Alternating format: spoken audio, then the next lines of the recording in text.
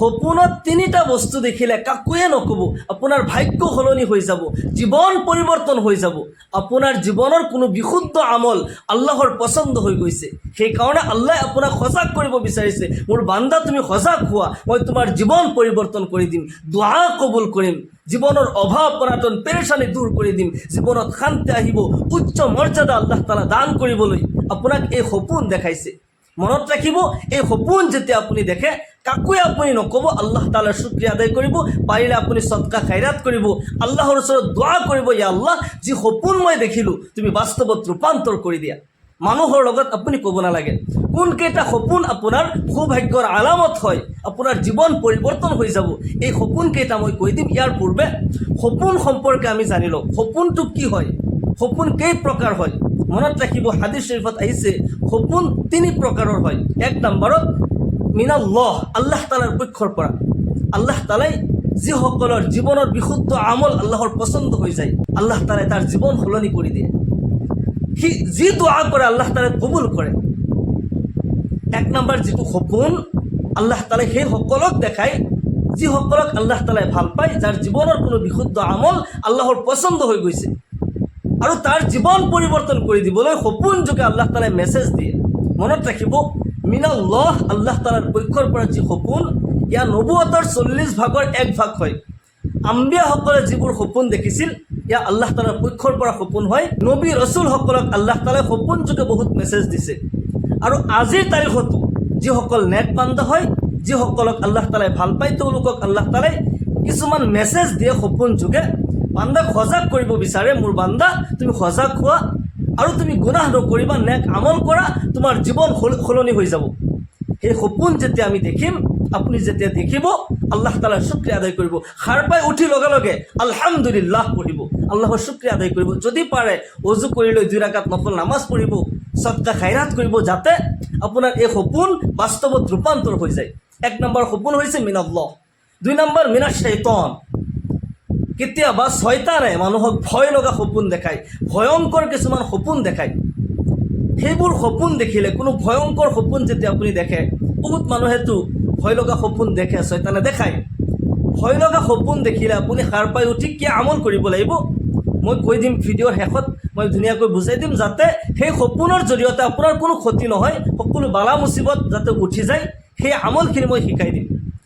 ইয়াৰ পিছত 3য় নম্বৰ যিটো সপোন, সেয়া হৈছে ফেহেম, মানুহৰ চিন্তাধাৰা। আপুনি দিনত যিবোৰ কাজকৰ্ম কৰে, আপুনি ক'ৰবাত গৈছে, খোজকাঢ়ি আছে, আপুনি কাৰোবাৰ লগত কথা পাতিছে, ক'ৰবাত লগ কৰিছে, আপুনি মোবাইল চাই আছে, দিনত যিবোৰ কাজকৰ্ম কৰে, ছেম সেইবোৰ যদি আপুনি সপোনত দেখে, তেতিয়াহ'লে ইয়াৰ কোনো অৰ্থ নাই, এইটো ফেহেম হয়। মানুহৰ ব্ৰেইনত এইবোৰ দিনত আমি যিবোৰ দেখিলোঁ, যিবোৰ কথা পাতিলোঁ, ক'ৰবাত গ'লোঁ, এইবোৰ আমাৰ ব্ৰেইনত ৰেকৰ্ড হৈ যায়, আৰু সেই ৰেকৰ্ডিংটো বাজি থাকে, টোপনি অৱস্থাত বাজি থাকে, এইটো ফেহেম হয়, ইয়াৰ কোনো অৰ্থ নাই। 1 নম্বৰ যিটো সপোন, এইটো হৈছে আল্লাহ তাআলাৰ পক্ষৰ পৰা, আৰু আল্লাহৰ নেক বান্দাসকলে এই সপোন দেখে। এনেই যিকোনো সপোন দেখিলে মানুহৰ লগত ক'ব নালাগে। হাদিছ শৰীফত আহিছে, জামিউত তিৰমিজিৰ ৰিৱায়াত হয়, লা তাকুছুৰ ৰুয়া ইল্লা আলা আলিম আও নাছিৰ। তুমি যিকোনো সপোন দেখা, ভাল সপোন হোক, বেয়া সপোন হোক, ভয় লগা সপোনেই হোক, কিবা জীৱনত ভাল আপুনি দেখা পাইছে, ভালেই হোক বেয়া হোক, কাৰো লগত ক'ব নালাগে। যদি কয়, সেইজনৰ লগত ক'ব যিজন নেকি বিজ্ঞ আলিম হয়, যিজনে নেকি সপোনৰ ভাল তাবিৰ কৰিব পাৰে। ইল্লা আলা আলিম আও নাছিৰ। 1 নম্বৰত আলিম আপুনি বিচাৰিব, বিজ্ঞ আলিমৰ লগত আপুনি জানিব। যদি বিজ্ঞ আলিম নাই, যিজন নেকি ভাল শুভাকাংক্ষী, সপোনৰ তাবিৰ জানে, তেনেকুৱা ব্যক্তিৰ লগতহে ক'ব। নহ'লে যাৰে তাৰ লগত যদি আপুনি সপোন কৈ দিয়ে আৰু তেওঁলোকে যদি উল্টা পাল্টা কিবা তাবিৰ কৈ দিয়ে, আপোনাৰ ক্ষতি হ'ব পাৰে। আল্লাহৰ পয়গম্বৰ হযৰত ইউসুফ আলাইহিস সালামক আল্লাহ তাআলাই এই তাকত দিছিল, সপোনৰ ভাল তাবিৰ তেওঁ জানিছিল। আমাৰ নবী দু জাহানৰ বাদশাহ জনাবি মুহাম্মদুৰ ৰাসূলুল্লাহ সাল্লাল্লাহু আলাইহি ওয়াসাল্লামে সপোনৰ ভাল তাবিৰ জানিছিল। ইয়াৰ পিছত ডাঙৰ ডাঙৰ সাহাবাসকলেও, খুলাফা ৰাছিদিনসকলে, সাহাবাসকলৰ যুগতো ডাঙৰ ডাঙৰ সাহাবাসকলে সপোনৰ ভাল তাবিৰ জানিছিল। এজন তাবিঈন আল্লামা মুহাম্মদ বিন সিৰিন ৰহমাতুল্লাহ আলাইহি, তেওঁ বহুত ডাঙৰ এজন আলিম আছিল, তেওঁ সপোনৰ ভাল তাবিৰ কৰিব পাৰে। তেওঁৰ জামানাত সৰু এটা ঘটনা মই কওঁ। সপোন যাৰে তাৰ লগত কিয় ক'ব নালাগে, এই কথাখিনি শুনিলে আপুনি বুজি পাব। আল্লামা মুহাম্মদ বিন চিৰিন ৰহমতুল্লাহ আলাইহিৰ জামানাত এজন ব্যক্তিয়ে সপোন দেখিলে যে তেওঁৰ ল'ৰাটোৰ পেট ফুলি বহুত ডাঙৰ হৈ গ'ল, আৰু এই সপোন দেখি তেওঁতো ভয় খাই গৈছে আৰু এজন সাধাৰণ ব্যক্তিৰ ওচৰত যাই ক'লে যে এনেকুৱা কথা, মই সপোনত দেখিলোঁ যে মোৰ ল'ৰাটোৰ পেট ফুলি বহুত ডাঙৰ হৈ গৈছে, এতিয়া কি হ'ব? এতিয়া যাৰ ওচৰত কৈছে তেওঁ হৈছে উম্মী মানুহ, সাধাৰণ মানুহ। তেওঁ কৈছে বহুত ভয় লগা সপোন হয়, খাতাৰনাক সপোন দেখিছা, ল'ৰাটোৰতো মৃত্যু হৈ যাব পাৰে, মোৰ যেনেকুৱা লাগিছে। তেওঁ জানা হিচাপত কথাখিনি কৈছে। সঁচাকৈ মানুহজন সেইজন ব্যক্তিৰ ওচৰৰ পৰা ঘূৰি ঘৰ নাপাওঁতেই সেই ল'ৰাজনৰ মৃত্যু হৈ গৈছে, নাউজুবিল্লাহ।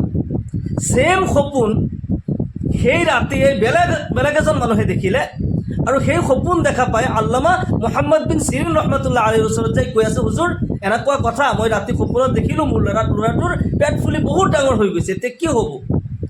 মুহাম্মদ বিন চিৰিন ৰহমতুল্লাহ আলাইহি কয়, আপোনাৰ ল'ৰা বিশ্ববিখ্যাত আলিম হ'ব। আল্লাহু আকবাৰ। আপোনাৰ ল'ৰাক আল্লাহ তাআলাই ইমানেই ইলম দান কৰিব যে তেওঁৰ জামানাৰ শ্ৰেষ্ঠ উলামাসকলৰ মাজত তেওঁ এজন হ'ব। সঁচাকৈ মুহাম্মদ বিন চিৰিন ৰহমতুল্লাহ আলাইহি যি তাবিৰ কৰি দিছে, এইজন ব্যক্তিৰ সন্তান জামানাৰ শ্ৰেষ্ঠ আলিম হৈছে, বিশ্ববিখ্যাত আল্লাহৰ ওলি হৈছে। আল্লাহু আকবাৰ। সেইকাৰণে সপোন যাৰে তাৰ লগত ক'ব নালাগে, যিজন বিজ্ঞ আলিম হয় তেওঁৰ ওচৰত ক'ব লাগে, নাইবা যিজন নেকি আল্লাহৰ ওলি হয়, সপোনৰ ভাল ব্যাখ্যা জানে, সপোনৰ ভাল তাবিৰ কৰিব পাৰে, তেওঁৰ ওচৰত ক'ব লাগে, নহ'লে বেলেগ কাৰো লগত ক'ব নালাগে। আৰু এই তিনিটা সপোন বিশেষকৈ আপুনি কাৰো লগতে ক'ব নালাগে। কোনো বিজ্ঞ আলিমৰ লগত আপুনি লগ হৈছে, আপুনি সুধিছে, বেলেগ কথা। এক নম্বৰ, যি সপোন দেখিলে বুজিব আপোনাৰ সৌভাগ্য আহিব, আপোনাৰ ভাগ্য খুলি যাব, জীৱন পৰিৱৰ্তন হৈ যাব। সেয়া হৈছে যদি আপুনি সপোনত দেখিছে আপুনি কন্যা সন্তান কোলাত লৈছে, অথবা আপোনাৰ ঘৰত কন্যা সন্তান জন্মগ্ৰহণ কৰিছে, আপোনাৰ ফেমিলিত বা আপোনাৰ ফেমিলিৰ কাৰোবাৰ কন্যা সন্তান জন্মগ্ৰহণ কৰিছে, আপুনি দেখিছে, তেতিয়া বুজি ল'ব আল্লাহ তাআলাই আপোনাক বহুত ডাঙৰ কিবা দান কৰিব বিচাৰিছে, বহুত ডাঙৰ নিয়ামত আপোনাক দান কৰিব, আপোনাৰ ভাগ্য খুলি যাব। কিয়নো কন্যা সন্তান হৈছে ৰহমত। ৰাসূলুল্লাহ সাল্লাল্লাহু আলাইহি ওয়াসাল্লাম ইৰশাদ কৰে, মান আলা জারিয়াতাইন হাত্তা তাবলুগা জা ইয়াউমাল কিয়ামাতি আনা ওয়া হুয়া হাকাযা। রাসূলুল্লাহ সাল্লাল্লাহু আলাইহি ওয়াসাল্লাম ইরশাদ কৰে, মোৰ কথা নহয়, যাৰ নেকি দুটা কন্যা সন্তান জন্ম হ'ল আৰু তেওঁলোক বুলুকিয়াতলৈকে গৈ পাই গ'ল, উপযুক্ত শিক্ষা মা বাবাই দিলে, সেই ব্যক্তি কিয়ামতৰ দিনাখন মোৰ লগত জান্নাতত এনেকৈ থাকিব, যিদৰে মধ্যম আঙুলি আৰু তৰ্জনী আঙুলি একেলগে থাকে, সেই ব্যক্তি কিয়ামতৰ দিনাখন মোৰ লগত এনেকৈ থাকিব। সুবহানাল্লাহ। সেইকাৰণে কন্যা সন্তান হ'লে মানুহ বেজাৰ হ'ব নালাগে, আল্লাহৰ শুকৰিয়া আদায় কৰিব লাগে। আল্লাহ তাআলাই ৰহমত দান কৰিছে। ল'ৰা হৈছে নিয়ামত আৰু কন্যা হৈছে ৰহমত। সেইকাৰণে ল'ৰাই হওক ছোৱালী হওক, ইয়াৰ মালিক হৈছে আল্লাহ। মানুহৰ ইয়াতে কোনো কিছু নাই, সকলো কিছু আল্লাহৰ পক্ষৰ পৰা হয়। আপোনাৰ ল'ৰা হৈছে ছোৱালী হৈছে, আল্লাহৰ শুকৰিয়া আদায় কৰিব। আল্লাহ তাআলাই যিটো পচন্দ কৰিছে, আল্লাহ নিয়ামত দিছে অথবা আল্লাহ ৰহমত দিছে, দুইটাই আল্লাহ তাআলাৰ দান হয়। যি কি নহওক, সেইফালে বাৰু দীঘলীয়া নকৰোঁ। সপোনত যদি আপুনি দেখিছে আপুনি কন্যা সন্তান কোলাত লৈছে, অথবা কন্যা সন্তান আপোনাৰ ঘৰত জন্ম হৈছে, অথবা আপুনি আপোনাৰ ফেমিলিৰ কাৰোবাৰ কন্যা সন্তান জন্মগ্ৰহণ কৰিছে, তেতিয়া বুজিব যে আপোনাৰ ভাগ্য খুলি যাব। এতিয়া আপুনি আৰু কোনো গুনাহ নকৰিব, আল্লাহ তাআলাৰ শুকৰিয়া আদায় কৰিব, আলহামদুলিল্লাহ পঢ়িব। যদি পাৰে 2 ৰাকাত আপুনি নামাজ পঢ়িব, শুক্ৰানা 2 ৰাকাত নামাজ পঢ়ি আৰু দোৱা কৰিব, ইয়া আল্লাহ তুমি মোৰ সপোন বাস্তৱত ৰূপান্তৰ কৰি দিয়া। দ্বিতীয় নম্বৰ, যি সপোন দেখিলে বুজিব আপোনাৰ সৌভাগ্য আহিব, আপোনাৰ জীৱন পৰিৱৰ্তন হৈ যাব। এই সপোন দেখিলে আপুনি আৰু কোনো গুনাহ নকৰিব। সেয়া হৈছে যদি আপুনি সপোনত দেখিছে আল্লাহ তাআলাৰ ঘৰ কাবা শৰীফ। আল্লাহু আকবাৰ। এই সপোন আল্লাহ তাআলা আমাক দেখাৰ তৌফিক দান কৰক। আপুনি যদি কাবা শৰীফ দেখিছে, কাবা শৰীফ আপোনাৰ আগত হয়, অথবা আপুনি কাবা শৰীফৰ তাৱাফ কৰি আছে, অথবা আপুনি সপোনত দেখিছে শুক্ৰবাৰ দিন হয়, আজান হৈ আছে, এই সপোন যদি আপুনি দেখে, ইয়াৰ পিছত আৰু কোনো গুনাহ নকৰিব, আপুনি তওবা কৰিব, ইয়া আল্লাহ মোৰ জীৱনৰ গুনাহবোৰ তুমি মাফ কৰি দিয়া, যি সপোন মই দেখিলোঁ তুমি বাস্তৱত ৰূপান্তৰ কৰি দিয়া। এই সপোন দেখিলে আপুনি জৰুৰীভাৱে 2 ৰাকাত শুক্ৰানা নামাজ পঢ়িব, সুন্দৰকৈ হুজু কৰি ৰাতিয়েই লগে লগে উঠি শুক্ৰানা নামাজ পঢ়িব, আল্লাহ তাআলাৰ ওচৰত দোৱা কৰিব, ইয়া আল্লাহ এই সপোন তুমি বাস্তৱত ৰূপান্তৰ কৰি দিয়া। আল্লাহ তাআলাই আপোনাক তেখেতৰ ঘৰলৈ মাতিছে, আপোনাৰ হজ কবুল হ'ব, হজ নচিব হ'ব। আল্লাহু আকবাৰ। এই সপোন দেখিলে কোনো গুনাহ নকৰিব, আৰু কাৰো লগত আপুনি ক'ব নালাগে, কাৰো লগতেই নক'ব। কোনো বিজ্ঞ আলিম, আপোনাৰ পচন্দৰ বিজ্ঞ আলিম আপুনি পাইছে, তেওঁৰ লগত আপুনি শ্বেয়াৰ কৰিছে, কথাখিনি ভালকৈ বুজিছে, সেইটো বেলেগ কথা। কিন্তু বেলেগ কাৰোবাৰ লগত আপুনি এই সপোন শ্বেয়াৰ নকৰিব। তৃতীয় নাম্বাৰ, যি সপোন দেখিলে আপোনাৰ সৌভাগ্য আহিব, এয়া হৈছে আটাইতকৈ ফজিলতপূৰ্ণ সপোন। এই সপোন সাধাৰণ মানুহে দেখিব নোৱাৰে। এই সপোন সেইসকলে দেখে যিসকলক আল্লাহ তাআলাই বহুত বেছি ভাল পায়, যিসকল নেকি এই জামানাত সকলোতকৈ শ্ৰেষ্ঠ হয়, যাৰ জীৱনৰ বিশুদ্ধ আমল আল্লাহৰ পচন্দ হৈ গৈছে, সেইসকলে এই সপোন দেখে। সেয়া হৈছে, যদি আপুনি সপোনত দেখিছে দু জাহানৰ বাদশাহ জনাবে মুহাম্মদুৰ ৰাছুলুল্লাহ সাল্লাল্লাহু আলাইহি ওয়াসাল্লাম, আল্লাহু আকবাৰ, আমাৰ নবীক যদি আপুনি সপোনত দেখিছে, আপোনাৰ দৰে সৌভাগ্যৱান এই কায়নাত, এই বিশ্ব ব্ৰহ্মাণ্ডত আৰু কোনো নাই। কাৰণ নবী সাল্লাল্লাহু আলাইহি ওয়াসাল্লামক সপোনত দেখা মানে আপোনাৰ কাৰণে জান্নাত ৱাজিব হৈ যোৱা। আল্লাহু আকবাৰ, যি ব্যক্তি ইমান অৱস্থাত, ইমানৰ হালতত নবীৰ দিদাৰ কৰে, তাৰ কাৰণে জান্নাত ৱাজিব হৈ যায়। আৰু যদি আপুনি সপোনত নবী সাল্লাল্লাহু আলাইহি ওয়াসাল্লামক দেখিছে, যে নবী সাল্লাল্লাহু আলাইহি ওয়াসাল্লাম আপোনাৰ ঘৰত আহিছে, অথবা আপুনি ক'ৰবাত গৈ নবীৰ লগত লগ কৰিছে, নবী সাল্লাল্লাহু আলাইহি ওয়াসাল্লাম ক'ৰবাত আছিল, মিটিং কৰি আছিল, সাহাবাসকলক লৈ বহি আছিল, আপুনি যাই চালাম দিছে, মুছাফা কৰিছে, যিকোনো প্ৰকাৰে যদি আপুনি নবীক দেখিছে, অথবা কোনোবাই কৈ আছে এখেত নবী হয়, তেতিয়াহ'লে আপুনি প্ৰকৃততে নবীকেই দেখিছে। কিয়নো হাদিছ শৰীফত আহিছে, মুছলিম শৰীফৰ ৰিৱায়ত হয়, ৰাছুলুল্লাহ সাল্লাল্লাহু আলাইহি ওয়াসাল্লাম ইৰশাদ কৰে, মান ৰাআনি ফিল মানাম ফাকাদ ৰাআনি, যি সপোনত মোক দেখিলে তেওঁ প্ৰকৃততে মোকেই দেখিলে। আল্লাহু আকবাৰ, ফা ইন্না শাইতানা লা ইয়াতামাছালু বি, কিয়নো শয়তান মোৰ আকৃতি, মোৰ ৰূপ ধাৰণ কৰিব নোৱাৰে। আল্লাহু আকবার, এই সপোন যদি আপুনি দেখিছে যে নবী সাল্লাল্লাহু আলাইহি ওয়াসাল্লাম আপোনাৰ আগত হয়, নবীৰ লগত সালাম মুছাফা কৰিছে, তেতিয়াহ'লে আপুনি প্ৰকৃততে হকীকতন আপুনি নবীকেই দেখিছে। আপোনাৰ কাৰণে জান্নাত ৱাজিব হৈ যাব, জাহান্নাম হাৰাম হৈ যাব, আপোনাৰ ভাগ্য খুলি যাব। এই জামানাত সকলোতকৈ শ্ৰেষ্ঠ আপুনি হয়। এই সপোন দেখিলে আপুনি কাৰো লগত নক'ব। যদি কোনো ভয় লগা সপোন দেখিছে, কোনো হিংস্ৰ প্ৰাণী আপোনাক খেদি আহিছে, কোনো মানুহে আপোনাক মাৰিব আহিছে, মাৰা কাটা জুই লগা, যদি কোনো ভয়ংকৰ সপোন দেখে, সাৰ পাই উঠিয়েই আপোনাৰ 1 নম্বৰ আমল হৈছে আপুনি কাৰৱাট চেঞ্জ কৰিব। যদি সোঁকাতি হৈ শুই আছিল, বাওঁকাতি হৈ যাব, আৰু বাওঁকাতি শুই থাকিলে সোঁকাতি হৈ যাব। কাৰৱাট চেঞ্জ কৰিব।